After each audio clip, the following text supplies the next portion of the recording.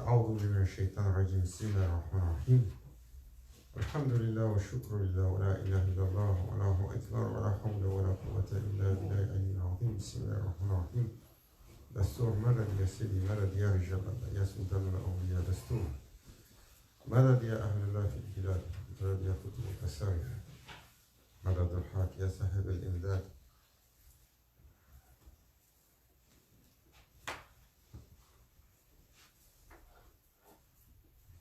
serviteur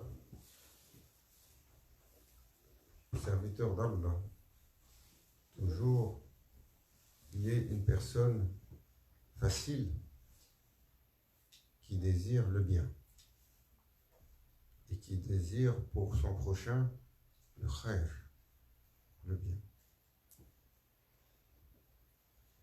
Une personne facile, car c'est très facile d'être une personne difficile. Une personne facile, il a des caractéristiques comme l'a décrit le prophète sallallahu alayhi wa sallam. Il est par nature bienveillant. Il est par nature généreux. Il est par nature attentionné. Et il facilite toujours pour son prochain les choses.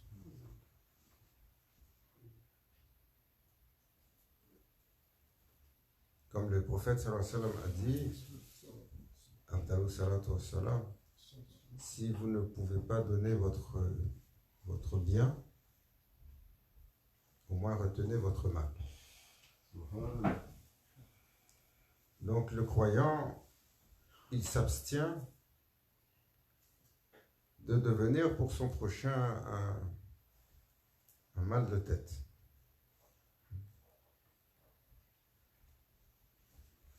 Il va jusqu'à s'excuser quand il a raison. Ce que le prophète sallallahu alayhi wa sallam a décrit pour les croyants. Il a dit quand il y a un différend, Allah est satisfait davantage avec celui qui s'avance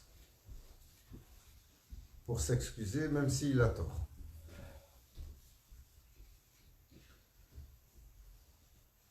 Et ô combien il est difficile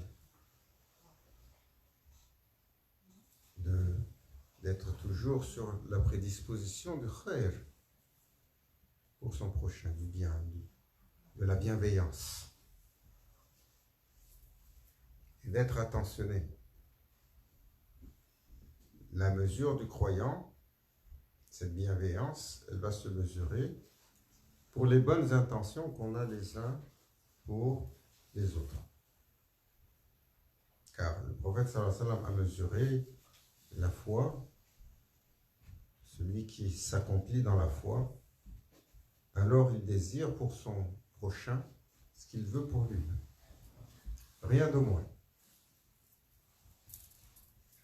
S'il veut pour lui les honneurs, l'accomplissement, la satisfaction de son Seigneur, alors il veut pour son prochain.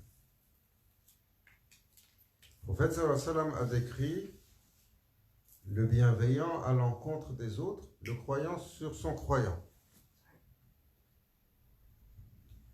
Quand il voit que les gens lui font du tort, il prend sa défense. Quand il voit que les gens vont dire dans son dos quelque chose, il refuse. Quand il voit même de son frère une erreur, qu'est-ce qu'il fait? Il le couvre. Et quand son frère croyant lui fait un tort, ou fait un tort, tout de suite, il cherche une excuse. Une excuse. Et il a eu des propos durs envers moi. Peut-être il s'est levé du mauvais pied. Ou peut-être il s'est levé pour allumer la douche. C'est l'eau froide qui lui est tombée dessus. Ou peut-être il n'a pas pris son café. Au fait, sallallahu alayhi wa sallam a dit étirez les excuses jusqu'à 70. Pourquoi? Parce qu'en finalité, un jour, tout cela sera futile. Tout cela sera futile. Quand les serviteurs vont être appelés, que la suprématie, la puissance, la grandeur du Seigneur des mondes va anéantir les serviteurs. Le prophète sallallahu alayhi wa sallam a décrit, lors de cet appel, les serviteurs, ils vont ressentir l'intensité du soleil qui leur fait bouillir en ébullition le cerveau. Tellement cette manifestation est intense.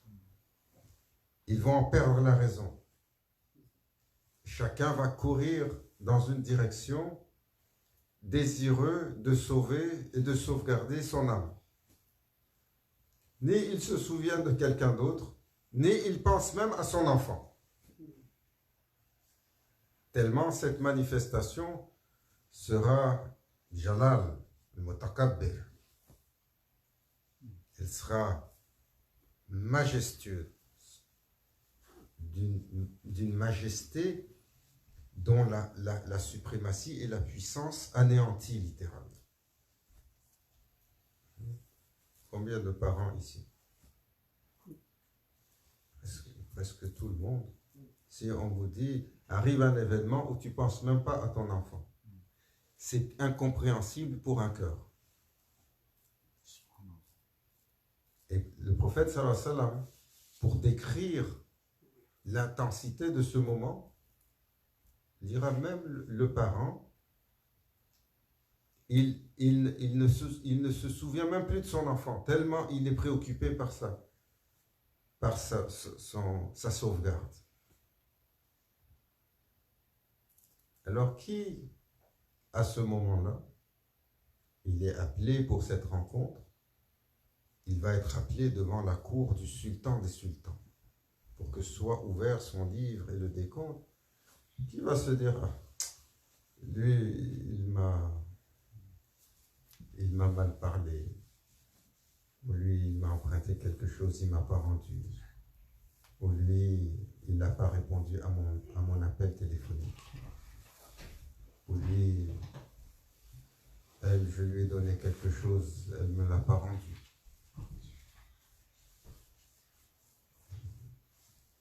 La majeure partie de ces choses pour lesquelles nous nous picotons les uns les autres, nous nous offusquons les uns envers les autres, sont si illusoires. Quand viendra le temps de la rencontre. De la rencontre. Combien de choses nous ont fâchés? Combien de choses nous ont contrariés? Combien de choses ont été amères sur notre langue, dans notre existence? La majeure partie d'entre eux, on ne s'en souvient pas.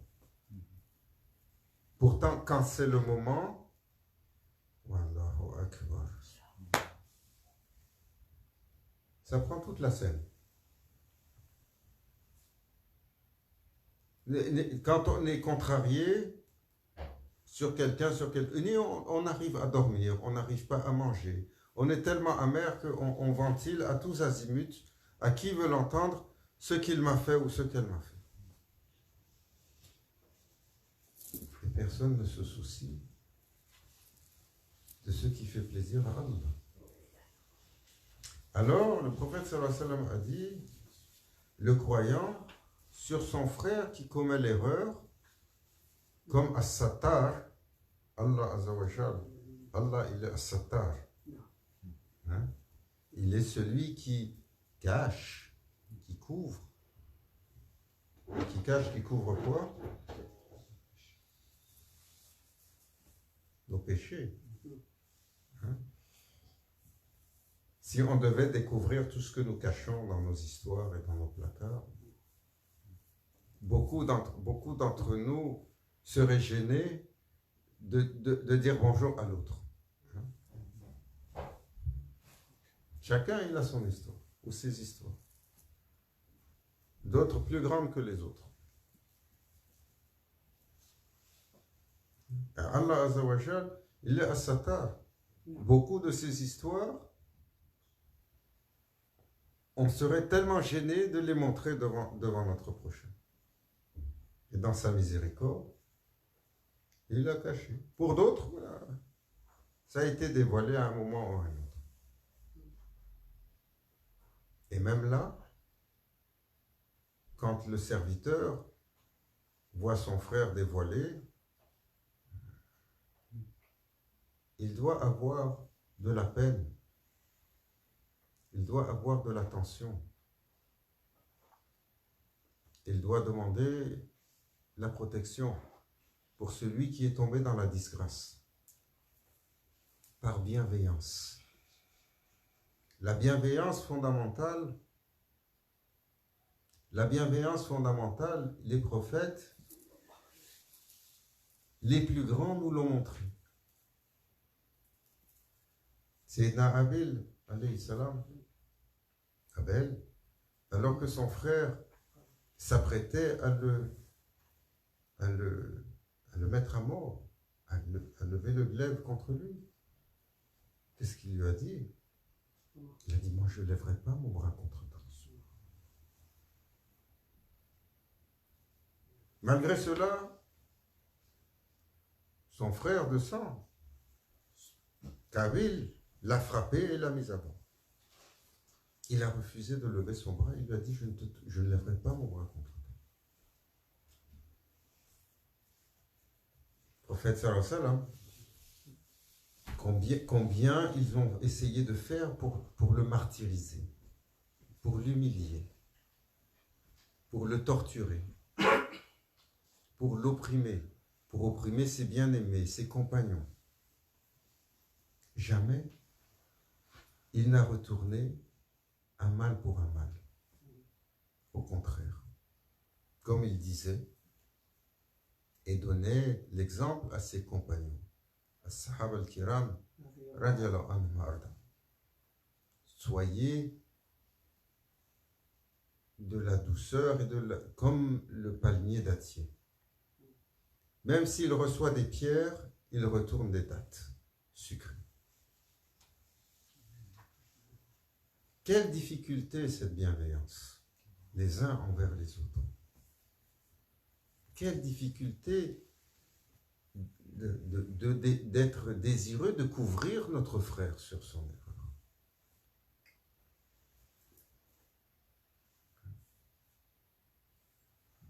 Et nous oublions qu'Allah Azza wa Jal nous a comblés de ses faveurs en couvrant beaucoup de nos erreurs.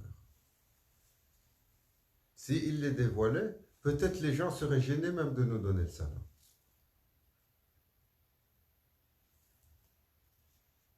Et les prophètes, les messagers, autant qu'on leur a fait de la peine, on les a martyrisés, on les a oppressés, on les a humiliés, autant ils ont montré de la patience et ils ont voulu, pour ceux qui leur ont fait tant de mal, le bien.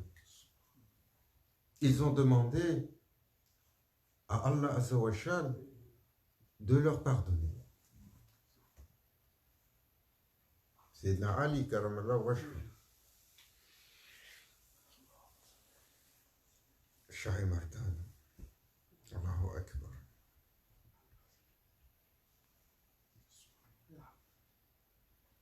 Sayyidina Ali, un homme comme mille. Al-Sadul al-Gharib, le magnifique et majestueux lion d'Allah. La manifestation de la chevalerie, Futuwat. Il est l'archétype de l'accomplissement du caractère chevaleresque. dans sa bravoure, dans sa force, dans son ascétisme. Il est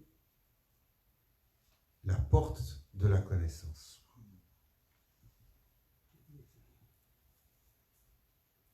Il a été mis à mort.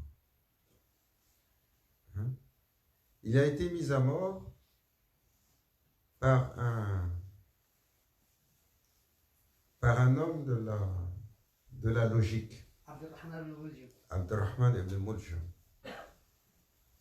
un homme de la logique, comme beaucoup aujourd'hui. Et dans cette pensée binaire d'analyse, ils ont oublié que la droiture, la réalité est descendue sur le cœur. Et le prophète sallallahu alayhi wa sallam l'a prévenu longtemps avant. Celui-là est celui qui va te mettre à mort. Il l'a côtoyé des décennies durant, sachant que c'est son assassin. Jusqu'à ce qu'il vienne, et qu'il vienne pour frapper le coup sur Sayyidina Ali Karramallahu wajhahu. Et qu'est-ce qu'il lui a dit alors qu'il l'a frappé? Sayyidina Ali lui a dit: pourquoi tu as fait cela? Tu ne sais pas quelle est la conséquence grave de ton acte. Mais moi, j'intercéderai autant que je peux chez Allah pour toi.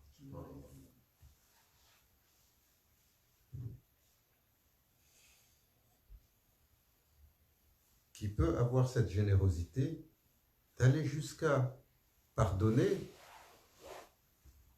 pas simplement pardonner à celui qui t'a frappé, qui est en train de te mettre à mort. Aller pour dire: je vais mettre tout ce que j'ai pour intercéder, pour que tu sois pardonné et que tu accèdes aussi. Le prophète sallallahu alayhi wa sallam, quand il était sous la foudre des Quraysh,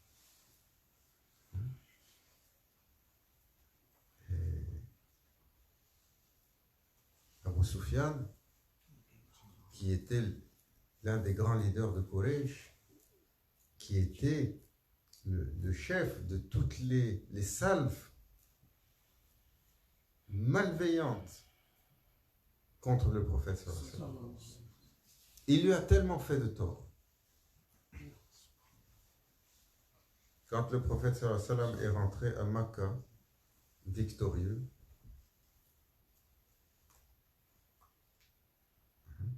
il est allé à lui et il l'a couvert d'éloges pour dire: c'est un homme noble. Il a accepté leur shahada,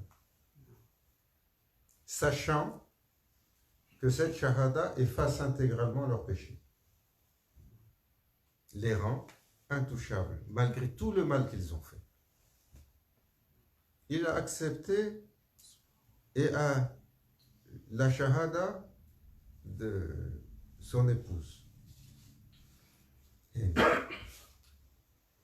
qui est allée jusqu'à personnellement demander à ce que soit mis à mort Sayyidina Hamza.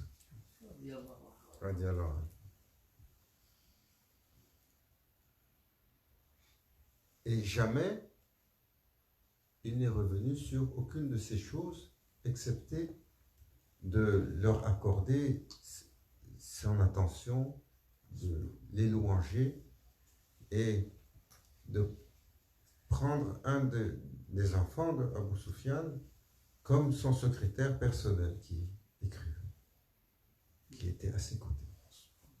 Et l'autre, il a dit: toi tu seras Qaysar. Tu seras le César des musulmans. Tu seras le prochain souverain le gouvernant des musulmans.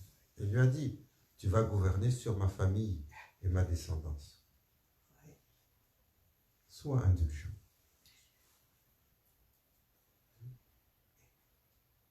Cette bienveillance. Cette bienveillance qui nous fait si défaut.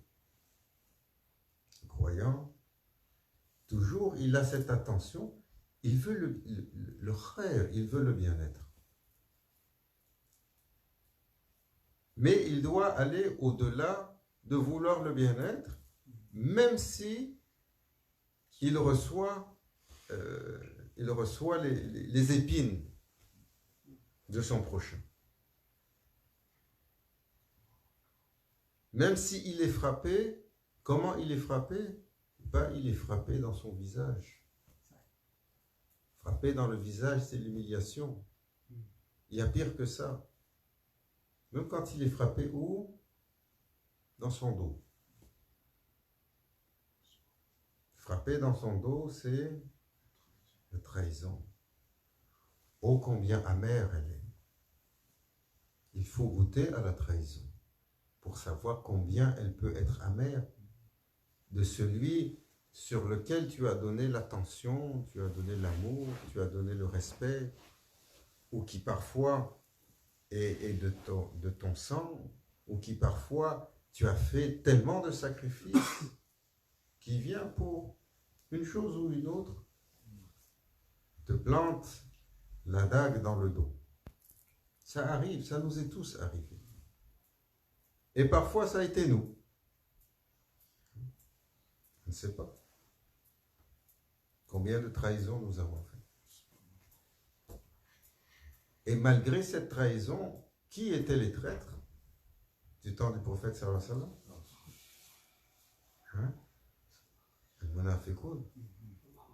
C'est pour ça, parce que on dit l'hypocrite qui vient te montrer un visage et dit je suis avec toi, je te défends, j'accepte ta foi, qui ramasse tout ce qu'il ramassait tout ce qu'il pouvait comme information et ils allaient frapper dans le dos le prophète sallallahu alayhi wa sallam. C'est pour ça qu'on dit que l'hypocrite, il est plus malveillant que le mécréant ou l'ennemi déclaré. L'ennemi déclaré, il ne se cache pas, il dit je suis ton ennemi. L'autre, il te tartine, il te cajole, il fait semblant d'être, et quand vient le temps,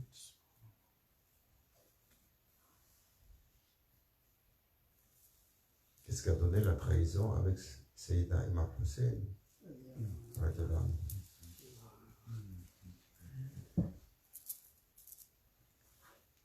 Et aller jusqu'à avoir la bienveillance et la générosité de cœur de pardonner la trahison.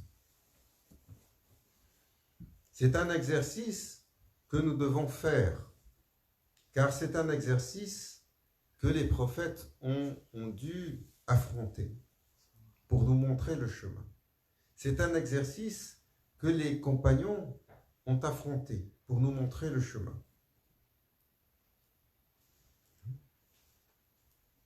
C'est un exercice qu'ils ont affronté et ils ont montré leur noblesse et parmi eux, Sayyidina Imam Hussein a montré la générosité et la grandeur de son caractère quand ils sont venus et ils savaient qu'il allait le trahir.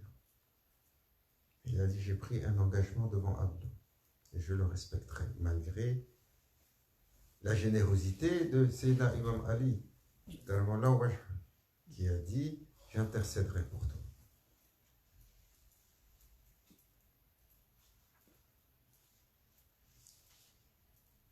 Alors, le serviteur doit constamment se défier pour avoir une extrême bienveillance envers les autres. Et ne pas chercher l'avantage. Ne pas chercher la petite bête.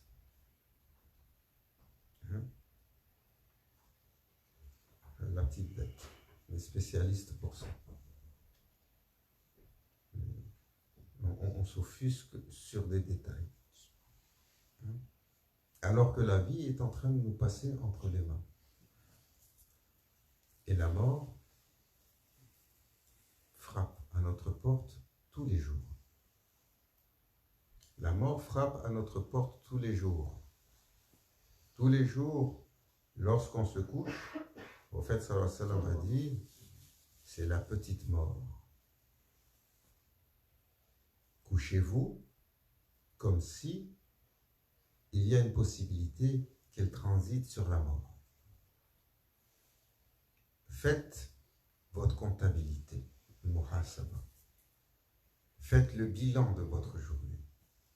Questionnez-vous sur votre éligibilité à rencontrer votre Seigneur chaque jour.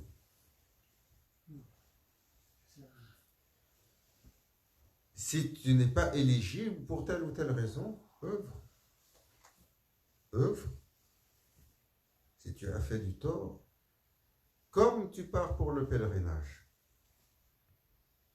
La tradition, quand on part pour le pèlerinage, pour le Hajj ou pour l'Umrah, qu'est-ce qu'on fait? On va l'annoncer aux gens et on va demander pardon aux gens. On va s'assurer de régler nos ardoises. Les ardoises matérielles et les ardoises spirituelles. Les ardoises matérielles, si tu dois quelque chose à quelqu'un, si tu veux aller au pèlerinage, tu dois aller pour le rembourser. Les ardoises spirituelles, les ardoises morales, s'il y a un contentieux, règle-le. Quand le pèlerin se prépare pour le Hajj, il va visiter toutes ses connaissances. Il dit, je viens te demander pardon pour ce que je t'ai fait. Et je te demande pardon pour ce que je sais et ce que je ne sais pas. Parce que nous avons ces transgressions les uns envers les autres. Parfois, nous nous faisons du tort sans le savoir. Et plus souvent qu'on pense. La coexistence implique un frottement, quel qu'il soit. Et vous allez voir, cette coexistence peut perdurer un certain temps et finalement, les gens se défont parce qu'il y a eu des frictions.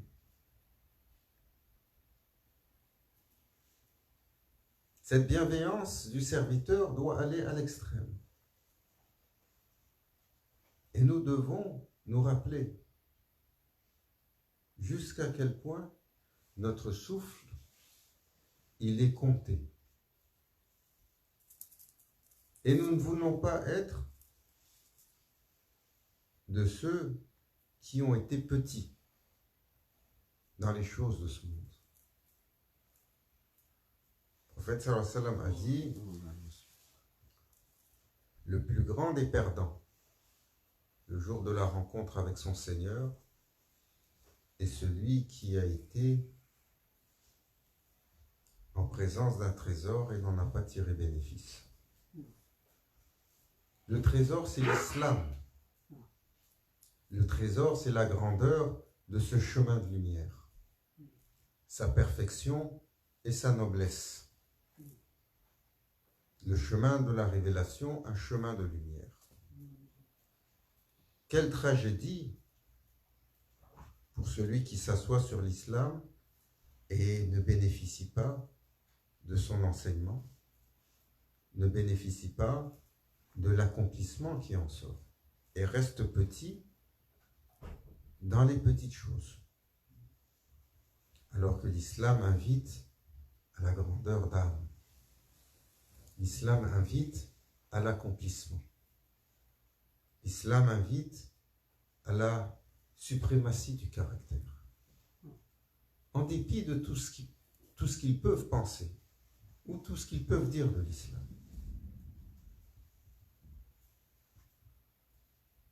L'islam apprend au cœur du serviteur de craindre son Seigneur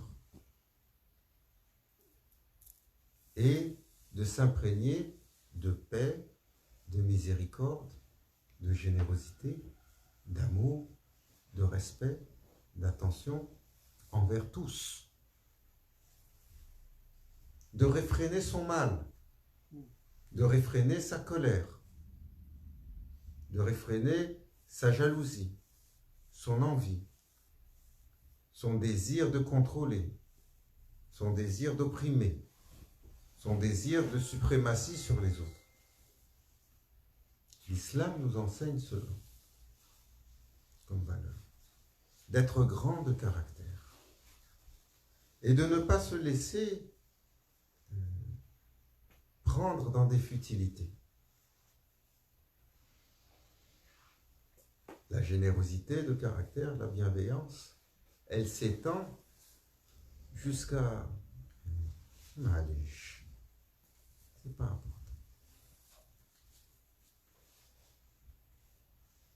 C'est pas important. Je suis sûr qu'il a de meilleures intentions que ça. Il doit bien y avoir une excuse. Comment ils disent les Arabes, hein, Chami, ils ont cette expression. Lorsque quelque chose les surprend de quelqu'un, pour ne pas tout de suite mettre le blâme sur la personne,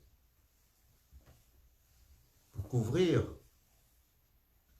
pour tirer une toile plus belle qui élève louange à celui qui a créé ce mouvement. Comment nous pouvons appréhender les événements de notre vie comme ça? Je suis passé, il m'a donné un coup de coude. Qui accepte le coup de coude? Ou qui accepte la queue de poisson? Ou qui accepte qu'on lui tire la chaise? Ou qui accepte de recevoir un soufflet? Tu connais le soufflet? Le soufflet, c'est la gifle dégradante et humiliante. Hein, c'est presque pour provoquer en duel. Il fait ça négligemment, il te jette le gant. Qui accepte?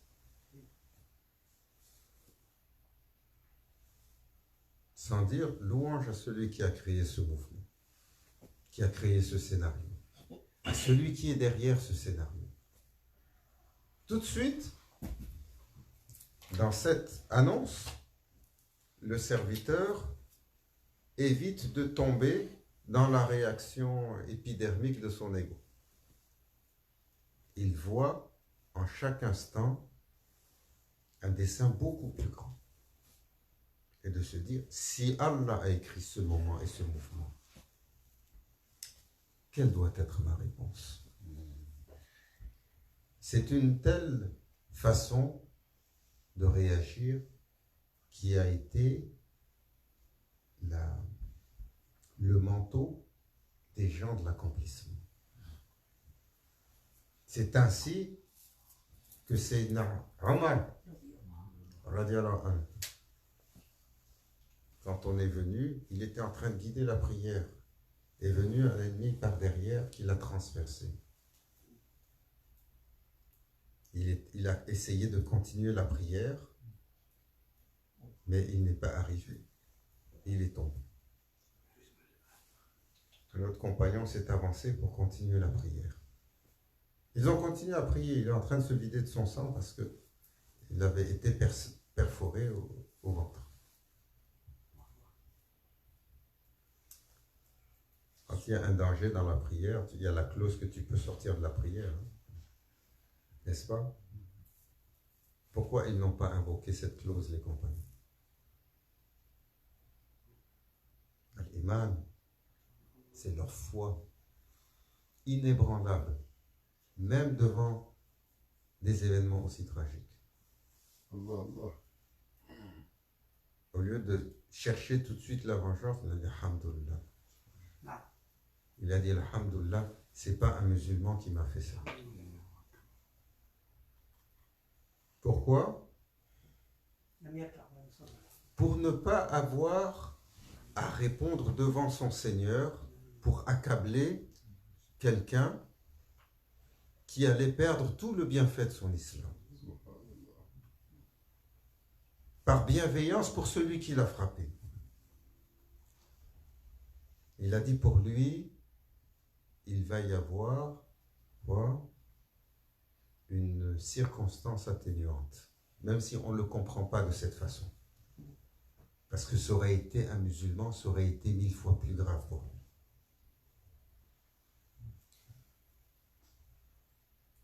Sayyidina Osman ibn Affan, ils sont venus, son successeur, pour lui dire, sont rentrés les hommes en ville. Ils cherchent, on a entendu, il y a le complot pour te tuer.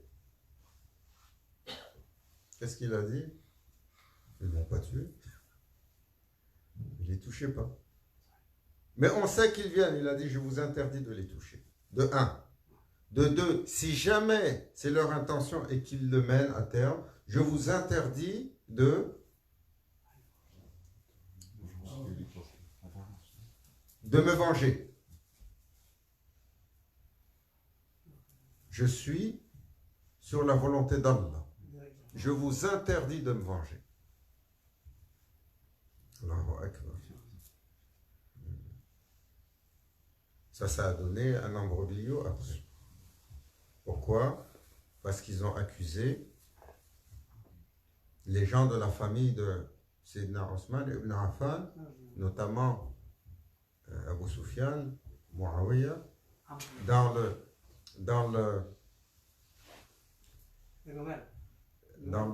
l'argumentation qu'ils ont eue contre Sayyidina Ali, qu'est-ce qu'ils ont dit?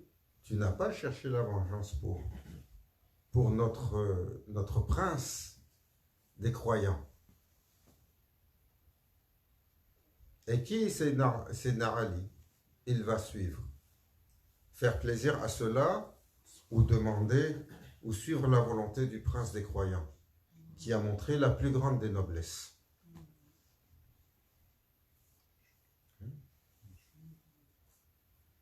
Sayyidina Ali, qu'est-ce qu'il a dit à Abdurrahman ibn al-Muljam? J'intercéderai pour toi. Et l'intercession, Allahu Alam, quelle en est sa limite? Pour comprendre jusqu'à quelle limite peut aller l'intercession d'un cœur noble, d'un cœur pieux. Quelle va être l'intercession du prophète sallallahu alayhi wa sallam? On a le cheikh Abdallah, grand cheikh, il avait dévoilé que le prophète sallallahu alayhi wa sallam va aller faire une intercession jusqu'à sacrifier l'intégralité de son amal pour sauver tous ceux qui ne pourront être sauvés. Il demandera à son Seigneur, Ya Rabbi, je sacrifie, je donne tout ce que tu as écrit comme amal pour moi pour les sauver. Et Allah Azza wa Jal, qu'est-ce qu'il dira? J'accepte mon bien-aimé. Et il va laisser le prophète sallallahu alayhi wa sallam,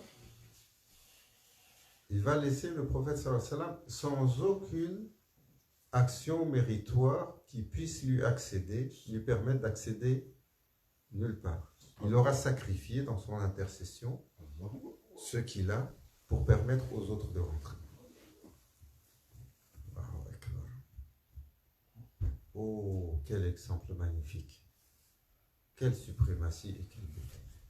Et Allah Azza wa Jal, dans sa générosité, devant un tel acte, devant une telle bienveillance, devant un tel don de soi, devant une telle générosité, devant un tel sacrifice, une telle miséricorde, il va insuffler l'ordre à une plume céleste et magnifique, Kalam al-Qudra, pour dire, par le pouvoir de ton Seigneur, écris pour mon bien-aimé. Écris ce que Allah veut pour lui comme récompense. Allahu Akbar. Ô croyants, ô chercheurs, ô couronne sur la couronne, perle sur la couronne du prophète sallallahu alayhi wa sallam, musulmans, musulmanes. Cherchez cette bienveillance pour l'autre, pour votre prochain, autant que vous pouvez. Lorsque le shaitan insuffle, cherchez le refuge contre le shaitan. 1 fois, 2 fois, 7 fois, 40 fois. Un cher Nazim, il nous enseigne, tous les jours avant de sortir de chez toi, prends le chapelet. A'udhu billahi minash shaitanir rajim. A'udhu billahi minash shaitanir rajim. A'udhu billahi minash shaitanir rajim. A'udhu billahi minash shaitanir rajim. Je cherche auprès d'Allah la protection contre le malin. Ça, il va le rejeter. Car lui et son armée sont déterminés à ruiner l'existence de tous ceux qui veulent faire un pas en avant. Qu'Allah nous sauve de sa malice, de ses calculs, qu'il nous accorde le cœur sur le haqq, sur la bienveillance, qu'il nous augmente dans l'attention les uns pour les autres, qu'il ne nous laisse pas dans l'illusion et dans raflat, dans l'insouciance, qu'il nous permette de tirer tous les bienfaits et les trésors qui coulent dans l'islam, et qu'il ne nous rende pas petits dans nos petits agissements et nos petites réactions, pour que soit célébré un jour de victoire pour nous, un jour de grandeur, un jour de beauté sublime dans la rencontre d'Allah. Ila hadratina bil Fatiha.